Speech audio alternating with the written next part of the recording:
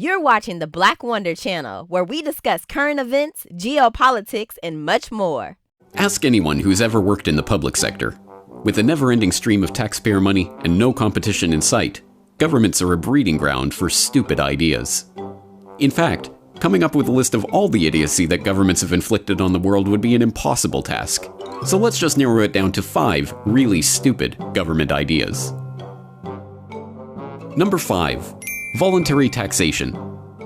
We all know that taxation is theft, and that's why governments invest so much time, effort, and taxpayer money researching the best way to get people to actually file their theft every year.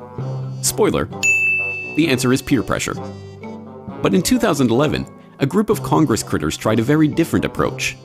The Reduce America's Debt Now Act of 2011 would allow employees to ask their employer to deduct a portion of their salary each month to help pay down the national debt. Of course, this would all be carefully presided over by the Treasury, which would be obligated under 31 U.S.C. Section 3113 to put the money toward paying down the government debt. Because the government can clearly be trusted to uphold the letter of the law. People voluntarily paying more taxes because the government tells them it'll help pay down the national debt? That's stupid enough. But here's the kicker. These voluntary donations to the government trough wouldn't even be tax deductible. Those poor souls who fell for the scam would in fact be paying taxes on their gift to the government sacks workers over at the Treasury. The best thing that can be said about this remarkably stupid idea is that it hasn't been implemented. Yet. The bill was shunted off into committee, where it was never heard from again. But they actually did try voluntary taxes in Norway this year. In June, the government bought its own propaganda and started allowing all those citizens who just love paying their theft the chance to pay even more. The tax scheme was set up to allow those who want to pay more taxes to do so in a simple and straightforward way, Finance Minister Siv Jensen said at the time. If anyone thinks the tax level is too low, they now have the chance to pay more. The result?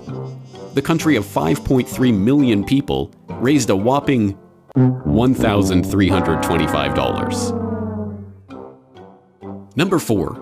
Studying the mating habits of Japanese quail on cocaine.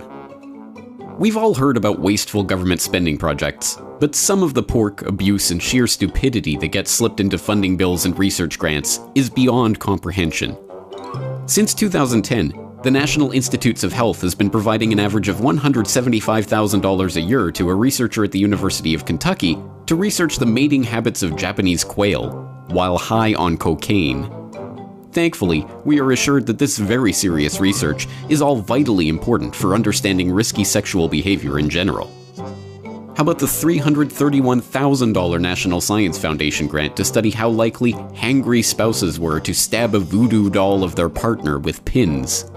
Money quote from rival researchers, "It might be a big leap to interpret the results with voodoo dolls as indicating risk for actual physical aggression against a spouse." But don't worry, the money went to a good place.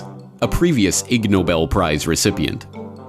Or there's always the $169,423 that the National Institutes of Health provided a Virginia Commonwealth University researcher to study water pipe tobacco smoking among university students in Jordan. After all, where would the world be without government-funded studies of water pipe tobacco smoking among university students? Why? Number 3. Nuking the moon. No, that isn't a clever metaphor or witty bit of wordplay. In 1958, the US Air Force approached researchers at the Armor Research Foundation to look into the feasibility of literally nuking the moon. Houston, we have a problem. The idea, according to the head of the once top-secret but now declassified project, a study of lunar research flights, was essentially to say na-na-na-boo-boo to the Sputnik-launching Soviet Union. This whole danged island's under attack by Russians.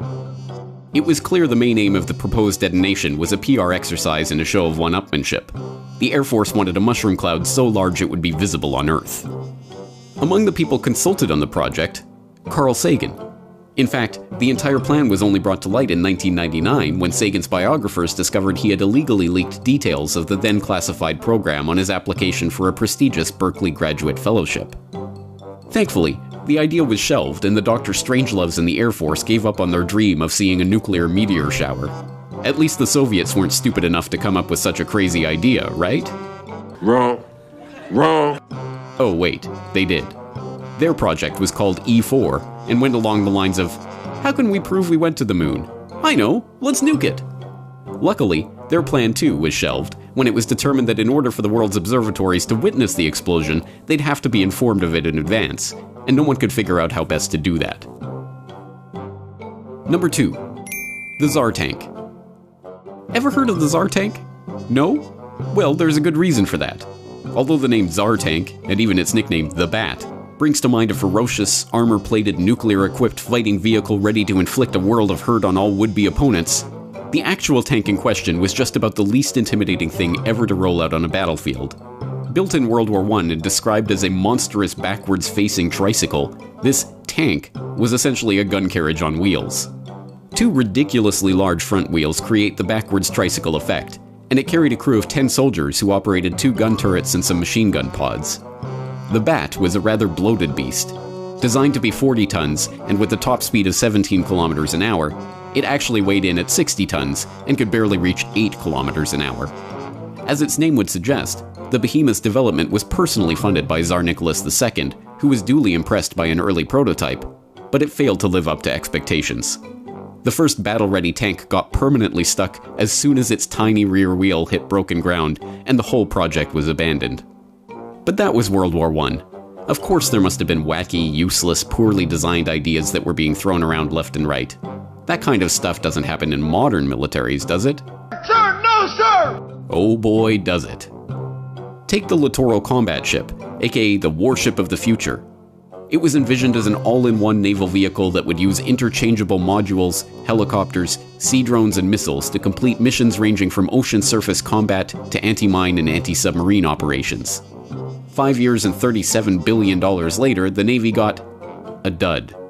The modules don't work, it can't take so much as a single hit without sinking, and each floating duck clocks in at a striking $440 million. It's a lot of dough. Still, the Littoral is not even the priciest dud in the annals of US military history. The winner of that prize goes to the Air Force's F-35 Joint Strike Fighter. The F-35 debacle is so legendary it will be taught as the prime example of military stupidity for generations to come. The program was approved in 2007, and already by 2010, things were going very, very wrong. The project was already 2.5 years behind schedule at that point, and the price per jet had ballooned 50%, smashing through a key containment threshold and forcing a thorough overview of the program. In a classic example of the sunken cost fallacy, the DoD doubled down on their insanity and decided the program was now too big to kill.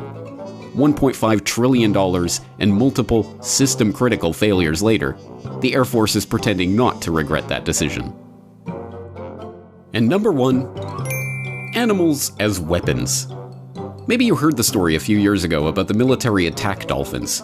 You know, the elite squadron of dolphin assassins that apparently swam away from their Ukrainian military handlers during training exercises. To mate with wild dolphins, a former Soviet naval officer speculated to RIA Novosti. You might have also heard those denials from the Ukrainian military that came out later, and had your mind put at ease in the knowledge that there were no armed and dangerous cetaceans on their way to a beach near you.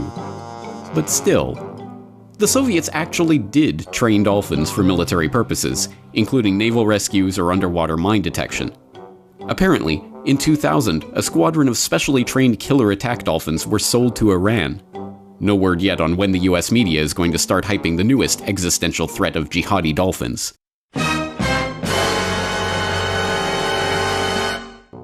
Not to be outdone, the US has its own military dolphin program, which it runs under its Marine Mammal Program in San Diego. In 2003, it was admitted that the dolphins had been deployed in Iraq, and in 2007 it was revealed that the dolphins had been trained to alert human handlers to potential terrorists. But for those who fear that the military couldn't think up anything more insane than attack dolphins, never fear. The government never met an animal it didn't think could be weaponized. Bat bombs? Yep. Back in World War II, the American military thought it would be a good idea to drop bats with time delay bombs strapped to them on Japanese cities. Up to 1,000 bats could be dropped in specially made carriers that would descend softly to the earth with parachutes. The bats would escape and roost in Japanese buildings before blowing up, setting the Japanese wood-constructed cities on fire. Cat-guided missiles? You better believe it. You can't argue with the project designer's logic, though. Cats don't like water. Thus, they would attempt to guide the missile toward any ships in the area. What could go wrong? Cat lovers shouldn't worry though. B.F. Skinner had a much better idea. Pigeon-guided missiles. So, next time you're tempted to think of the government as a fearsome, all-powerful, all-knowing, coolly calculating controller of world events, just remember, it's mostly populated by ridiculous, incompetent, half-sane, bumbling morons. This may not be good news, but it's at least somewhat more heartening than the idea that they're all evil geniuses. Thank you for watching the Black Wonder channel. If you found value in our content, please like, subscribe, and share.